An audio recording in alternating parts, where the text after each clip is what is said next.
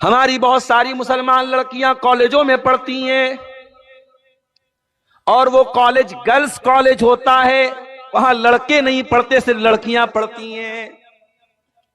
माँ बाप तो बड़े खुश हैं, चलो आज के दौर में हमारी लड़की कोई एजुकेशन में नहीं पढ़ रही है, लड़का लड़की साथ में पढ़ते तो बवाल होता, चलो लड़कियों के कॉलेज में पढ़ रही है, हमारी लड़की सेफ है। माफ कीजिए, आपकी लड़की सेफ नहीं है। आपकी लड़की जिन लड़कियों के साथ पढ़ती है, आप तो बड़े दीनदार हैं, आप तो इस्लाम को फॉलो करने वाले हैं, लेकिन आपकी लड़की जिस कॉलेज में पढ़ती है वहां बहुत सारी ऐसी लड़कियां हैं जिनके 10-10 बॉय फ्रेंड हैं, जो रात रात भर लड़कियों से चैटिंग करती हैं, जो जिना करती हैं, जो बदकारी करती हैं। और आपकी लड़की जब ऐसी लड़कियों के साथ पढ़ेगी तो उनका असर आपकी बेटी के ऊपर भी पड़ेगा। सोहबत का असर पड़ता है मेरे प्यारे साथ। अबू तालिब के ऊपर सोहबत का असर पड़ा, कलमा नहीं पढ़ सके, इंतकाल हो गया और कुरान की आयत नाजिल हो गई, इन्नका ला तहदी मन अहबब्ता वलाकिन्नल्लाह यहदी मन यशा। ऐ मेरे नबी, आप जिसको चाहे उसको हिदायत नहीं मिलेगी, अल्लाह जिसको चाहेगा उसको हिदायत मिलेगी। हिदायत हमारे हाथ में नहीं है मेरे प्यारे साथी। इसीलिए शायर कहता है, अबू तालिब के किस्से ने हकीकत खोल कर रख दी, न हो आंखें तो घर की रोशनी से कुछ नहीं होता। अगर आपकी आंखों में रोशनी ही नहीं है, आपके घर में बड़े बड़े बल्ब लगा दिए जाएं, बड़े बड़ी मरकरी लगा दी जाए, बड़े बड़े ट्यूबलाइट लगा दिए जाएं, अगर आपकी आंखों में रोशनी ही नहीं है तो लाइट का क्या फायदा है। मेरे प्यारे साथियों, अबू तालिब नबी के चचा होने के बावजूद, नबी के गार्जियन होने के बावजूद कलमा नहीं पढ़ पाए। एक और मिसाल दे दूं आपको, हजरत नूह अलैहिस्सलाम का नाम सुना है आपने? 950 साल तक, 950, 1000 में 50 साल कम, इतनी उम्र तक हजरत नूह अलैहिस्सलाम अल्लाह के दीन को फैलाते रहे। अगर आज नमाज पर करम टोला में तकरीर हुई और कल सुबह कोई फजर न पड़े तो माफ करना, तकरीर करने वाले का क्या कसूर है? हर साल जलसा हो रहा है, पर्दे पर तकरीरें हो रही हैं, लेकिन आपके करम टोला में जैसे ही मैं दाखिल हुआ, मैंने देखा जवान लड़की अपनी मां के साथ जलसे में आ रही है, होठों पर लिपस्टिक भी लगी हुई है, चमकदार कपड़ा भी पहने हुए है, खुशबू में बसी हुई है और तकरीर सुनने के लिए आ रही है। कितनी तकरीरें उलमा ने बयान की, न बेपर्दगी में कमी आई, न बेहयाई में कमी आई। अगर आप अमल नहीं करते हैं तो माफ करना मेरे प्यारे साथियों, इसमें तकरीर करने वालों का, बयान करने वालों का क्या कसूर है? नूह अलैहिस्सलाम 950 साल तक तबलीग करते रहे और थोड़े से लोग उनके ऊपर ईमान लाए। अल्लाह ने हुक्म दिया कि ऐ नूह, बस बहुत हो गया, वस्नइल फुल्का बिआयुनिना, ऐ नूह अलैहिस्सलाम हमारे हुक्म से कश्ती बनाओ। नूह अलैहिस्सलाम ने पूछा नहीं, अय अल्लाह कश्ती क्यों बनाओ, पानी तो नहीं है यहां पे। हजरत नूह अलैहिस्सलाम गंगा के किनारे थोड़ी रहते थे, उनको लाल बथानी से मनिहारियम को जाना हो तो हमें कश्ती का सहारा लेना पड़ता है, बीच में नदी है, वहां तो दूर दूर तक नदी नहीं थी। नूह अलैहिस्सलाम ने, अल्लाह ने हुक्म दिया कश्ती बनाओ। नूह अलैहिस्सलाम ने लॉजिक नहीं पूछी। आज हमारा नौजवान हर चीज की लॉजिक पूछता है। मौली साहब, एक औरत का मेरे पास मैसेज आया, मौली साहब ये बताइए कि शौहर के मरने के बाद बीवी को 4 महीना 10 दिन की इद्दत क्यों गुजारनी पड़ती है? मैंने कहा कि मेरी बहन, बीवी को अपने शौहर के एहतराम में, मियां बीवी का रिश्ता एहतराम का रिश्ता है, बीवी अपने शौहर का की इज्जत करती है, एहतराम करती है, सम्मान करती है, रिस्पेक्ट करती है, तो अल्लाह ताला ने हुक्म दिया है कि शौहर मर जाए तो बीवी 4 महीना 10 दिन तक इद्दत गुजारे। और फिर मैंने उस बहन को यह भी नसीहत की कि हर चीज की लॉजिक मत तलाश किया करो। शरीयत में आपको बहुत सारी ऐसी चीजें मिलेंगी, कोई लॉजिक नहीं है, कोई लॉजिक नहीं। जाड़े का मौसम आया, आप मोजा पहने हुए हैं, ट्रेन पे मैं सफर करके आता हूं, अपनी मंजिल पर पहुंचा, देखा मोजा बहुत गंदा हो गया है। मैं वजू की हालत में, अगर मैंने मोजा पहना हुआ है, शरीयत कहती है कि सफर में आप 3 दिन तक मोजा पहने पहने वजू कीजिए और पैर धोने के बजाय पैर के ऊपर मसा कर लीजिए। अब लॉजिक ये कहती है कि साहब जब मैंने मोजा पहना है तो मोजे पर जो डस्ट लग रहा है, जो गंदगी लग रही है, वो तो नीचे लग रही है, तो मसा तो नीचे होना चाहिए, मगर मसा नीचे नहीं, मसा ऊपर होगा। दीन में हर जगह लॉजिक नहीं चलेगी मेरे प्यारे साथी। अल्लाह ने कहा ऐ नूह कश्ती बनाओ। नूह अलैहिस्सलाम ने लॉजिक नहीं पूछी, कश्ती बनाने लगे। ये भी नहीं पूछा अल्लाह कश्ती क्यों बना रहा हूं, पानी तो दूर दूर तक नहीं है। नूह अलैहिस्सलाम कश्ती बनाने लगे। अब कश्ती बनाते चले जा रहे, कौम के लोग आते चले जा रहे।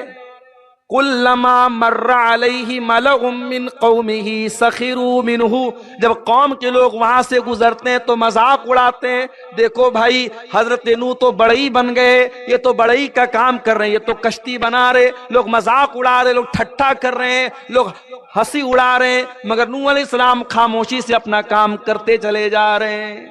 सबक ये दे रहे हैं, ऐ सच्चाई के रास्ते पे चलने वाले, ऐ दीन के रास्ते पे चलने वाले, दुनिया तेरा मजाक उड़ाएगी, तू परवाह मत करना।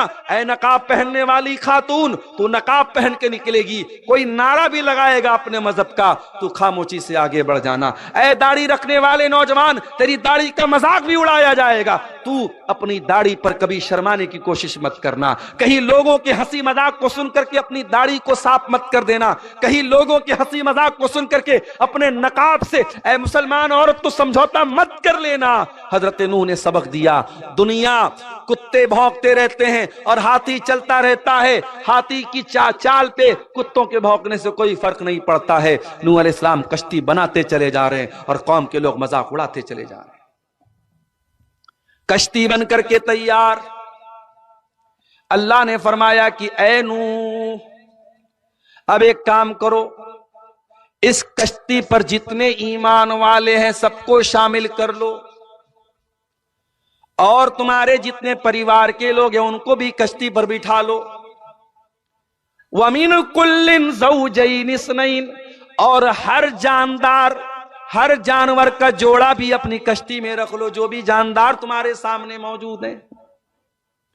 नूह अलैहिस्सलाम ने जितने ईमान वाले थे, मुट्ठी भर थोड़े से ईमान वाले थे, सबको अपनी कश्ती पे सवार कर लिया। उनका परिवार भी कश्ती में आ गया।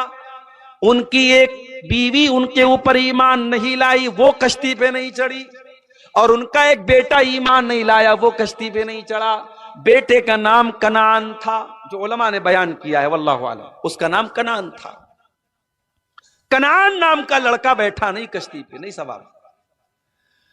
जब कश्ती के चलने का टाइम आया, अल्लाह ने जमीन को हुक्म दिया, जमीन से पानी निकलने लगा, पूरी जमीन पानी से भर गई, हर तरफ पानी ही पानी नजर आने लगा। अगर आपको नूह अलैहिस्सलाम के तूफान का अंदाजा लगाना है तो यूट्यूब पे जाके देखना, जब सुनामी आई थी तब क्या हाल था। इंडोनेशिया के वो इलाके जहां बड़ी बड़ी बिल्डिंगें समुद्र के किनारे थी, ताश के पत्तों की तरह डह गई, गिर गई, उन इलाकों से जाके पूछ लेना और अंदाजा लगा लेना कि नूह अलैहिस्सलाम के जमाने में तूफान कैसा आया था। आज भी तूफान आता है तो इंसान की कोई बनाई नहीं बनती, इंसान की कोई ताकत काम नहीं आती। अरे तूफान तो बहुत बड़ी बात है। हमारे बनारस में एक बहुत मशहूर इलाका है, गुदौलिया का इलाका। वहां सड़क के बीचों बीच एक सांड आता है और लोग उस सांड को देख करके हाथ जोड़ते हैं कि साहब ये नंदी है, हमारा देवता है। और वहीं एक कपड़े की दुकान है और वो नंदी जिसको वो मानते हैं वो आकर के वहां बैठता है, उस सांड को वो अपना रब मानते हैं, उस सांड को अपना खुदा मानते हैं। इसी देश में कितने लोग हैं जो गाय के गोबर को मुतबर्रक और मुकद्दस समझ करके खा जाते हैं। कितने लोग हैं जो गाय के पेशाब को पी जाते हैं। ये सारे मनाजिर देख करके हमारे दिल से तो बस एक ही आवाज निकलती है कि ऐ अल्लाह तेरा शुक्र है, तेरा करम है, तेरी कृपा है, तेरी इनायत है, तेरी मेहरबानी है कि तूने हमें इस्लाम जैसी नेमत से नवाजा है।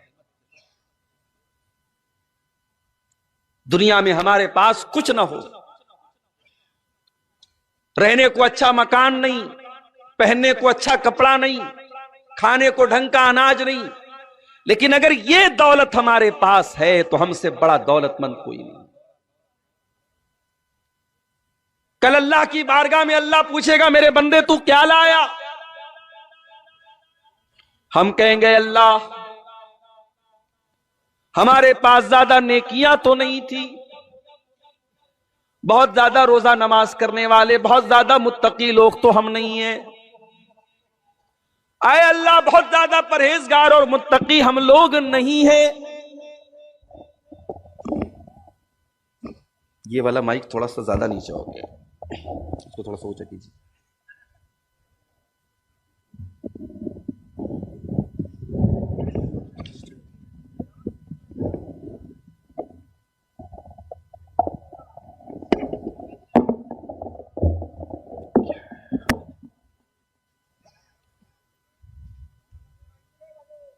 अल्लाह पूछेगा मेरे बंदे तू क्या लाया? हम कहेंगे अल्लाह ज्यादा रोजा नमाज तो हमारे पास नहीं है, ज्यादा तकवा तो नहीं है, ज्यादा दीनदारी तो नहीं है, लेकिन ऐ अल्लाह ये पेशानी अगर झुकी है तो तेरी बारगाह में झुकी है, तेरी तौहीद लेकर के आए हैं। ऐ अल्लाह तेरी तौहीद के साथ कभी हमने कोई समझौता नहीं किया। कम से कम ये तो कहने का हमारे पास एक सहारा होगा कि अल्लाह हम तौहीद लेकर के आए। और ऐ मुसलमानों कान खोल करके सुन लो, तुम्हारे पास अगर तौहीद की दौलत है तो इससे बड़ी कोई दौलत नहीं है। दुनिया की सारी दौलतें इस दौलत के आगे बेकार हैं। अल्लाह की बारगाह में जमीन भर के सोना भी अगर कोई लेके आ जाए और तौहीद न लेकर के आए, वो अल्लाह के अजाब से नहीं बच सकता। अल्लाह फरमाता है इन्नल्लज़ीना कफरू व मातू व हुम कुफ्फारुन फलन युक़बल मिन अहदिहिम मिलउल अर्ज़ि ज़हबा। जिसका इंतकाल कुफ्र की हालत में हो गया, जो तौहीद के बगैर दुनिया से चला गया, जिसके पास सब कुछ है तौहीद नहीं है और उसी हाल में उसका इंतकाल हो गया, अल्लाह फरमाता है कल कयामत के दिन वो जमीन भर के सोना भी अगर लेके आ जाए, अल्लाह के यहाँ उसका जमीन भर के सोना भी कबूल नहीं किया जाएगा। उसका जमीन भर के सोना भी उसको जहन्नम की आग से नहीं बचा पाएगा। ऐ मुसलमानों, हम बहुत गरीब हैं, बहुत कमजोर है, बहुत लुटे पिटे हैं, लेकिन अगर तौहीद को बचा के लेके चले गए तो इससे बड़ी कोई कामयाबी नहीं है। इसीलिए अल्लाह कुरान में बार बार हमें तौहीद की हिफाजत करने का हुक्म देता है। कहीं फरमाता है वला तमूतुन्न इल्ला व अंतुम मुस्लिमून, ऐ मुसलमानों तुम्हें मौत ना आए मगर इस्लाम की हालत में। तुम मरना तो इस्लाम को लेके जाना, तुम्हें मौत आए तो तौहीद को लेके अल्लाह के पास जाना। पांचों टाइम की नमाज हम पढ़ते हैं, नमाज की हर रकात में सूरह फातिहा पढ़ते हैं। सूरतुल फातिहा के अंदर हम बार बार अल्लाह ताला से एक दुआ मांगते हैं, इहदिनस सिरातल मुस्तकीम। आय अल्लाह तू सिरात मुस्तकीम पर हमको चला, तू इस्लाम के ऊपर हमको चला, अपने सच्चे दीन पर तू हमको चला। सिरातल लज़ीना अनअमता अलैहिम, आय अल्लाह तू उनके रास्ते पर चला जिनके ऊपर तेरा इनाम हुआ, जिनके ऊपर तेरा करम हुआ। आय अल्लाह तू नबियों के रास्ते पे चला, तू सिद्दीकीन के रास्ते पे चला, तू शुहदा के रास्ते पे चला, तू सालिहीन के रास्ते पर चला। गैरिल मग़दूबि अलैहिम वलद्दाल्लीन, आय अल्लाह उनके रास्ते पर न चला जिनके ऊपर तेरा गजब नाजिल हुआ, तू यहूदियों के रास्ते पर हमको न चला, और आय अल्लाह उनके रास्ते पर न चला जो भटक गए, ईसाइयों के रास्ते पर हमको न चला। हम बार बार ये दुआ करते हैं क्योंकि इससे बड़ी कोई चीज नहीं है मेरे साथ। ये अलग बात है इस दौलत की हमें और आप कुछ कद्र कीमत नहीं मालूम। इस्लाम क्या है हमें इसका एहसास नहीं है। इस्लाम इतनी बड़ी नेमत है, जब जन्नती जन्नत में जाएंगे तो क्या कहेंगे, वक़ालुल हम्दुलिल्लाहिल्लज़ी हदाना लिहाज़ा। जन्नती जन्नत में जाने के बाद कहेंगे अल्लाह तेरा करम है, तेरा शुक्र है, तूने तौहीद की हिदायत की नेमत से हमको नवाजा। वमा कुन्ना लिनहतदिय लौला अन हदानल्लाह। आय अल्लाह अगर तू हमको हिदायत न देता तो हम हिदायत पाने वाले न होते। भाई अब्दुल गफ्फार साहब को क्या पता था कि मैं मुसलमान के घर में पैदा हो जाऊं। ये तो अल्लाह ताला ने मेरी किस्मत संवारी कि मैं मुसलमान के घर में पैदा हुआ। किसी मुशरिक के घर पैदा होता तो किसी गाय को देखकर के मैं भी हाथ जोड़ रहा होता, किसी गाय का पेशाब मैं भी पी रहा होता।